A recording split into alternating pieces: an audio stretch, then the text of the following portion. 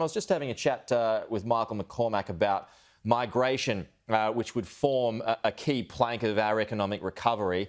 Of course, it's at zero at the moment, and it's all dependent on international borders. But when would you like to see migrants allowed back in? Well, we've always been an immigrant nation, and it's been a pathway for underwriting our economic prosperity and making sure we have skills. But there's also a constant test of proportionality around making sure we can get people into Australia safely.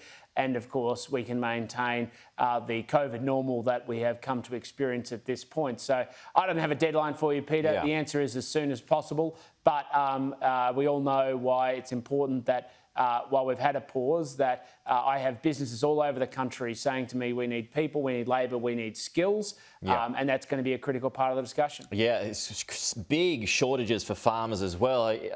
Wouldn't opening up quarantine... IT, everything. Wouldn't quarantine facilities, if you were able to build them, wouldn't that be able to speed up that process?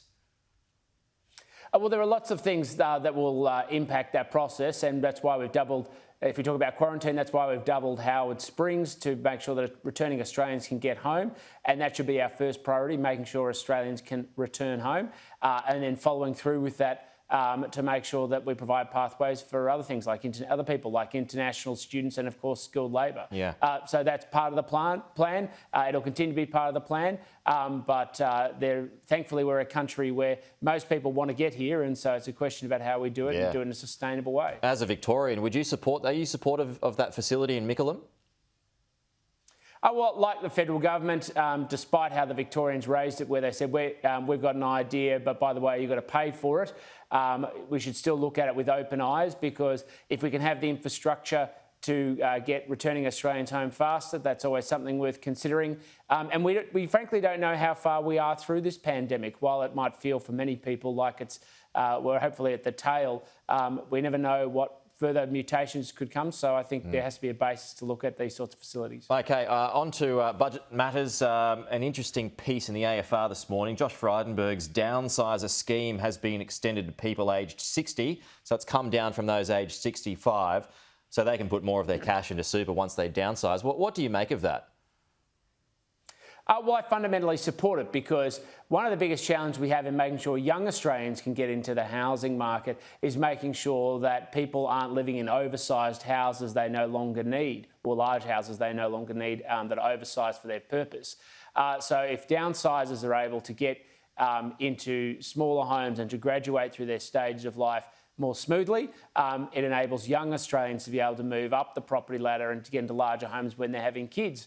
So there's those benefits. Then, of course, there's the obvious benefits for those people. We want Australians to be self-funded in retirement if they can be. We want to respect people's savings and sacrifice. And a critical part of people's savings for retirement is owning their own home, which is why I've always argued it should be home first, super second. You have, yeah. But, I mean, this downsizer scheme, do you think this energises the argument that those scheduled rises should not go ahead? We'll wait and see what's in the budget tomorrow, but I've always said that the case for increasing the SG has to be made, and has to be made that it's actually delivering a benefit.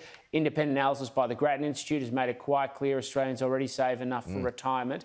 And, of course, increasing the amount of money young Australians are forced to save for superannuation now comes at the expense of them saving for a deposit for their first home. OK, quite a piece from the Global Times over the weekend, Tim, which is, of course, China's government mouthpiece. It's proposing retaliatory punishment against Australia over Taiwan. So there's a quote here.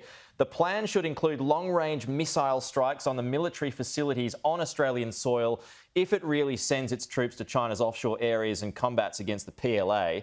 What do you make of this? And should the ambassador be called in?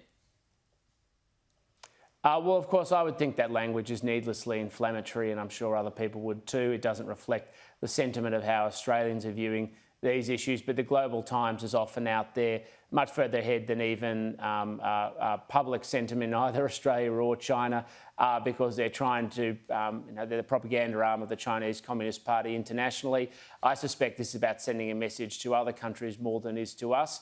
And of course, all we've ever said and all we ever will say is that we stand for the right to determine our own future and our own destiny as a nation. And we want to have sovereign states able to do the same because it's good for international community. We don't see ourselves as the centre of the world. We see ourselves as part of a stable region and a community of nations. It singles out Australia, though. I mean, it's basically threatening a strike on the homeland. Well, that's a question you have to ask them about what motivates them, but our position remains the same, which is to make sure that we're standing up for our national interest. Of course, China has a right to stand up for its national interest, but we do it on the basis of peace and trade and recognising, respecting other nations. And of course, we'd hope that other countries would behave in exactly the same way.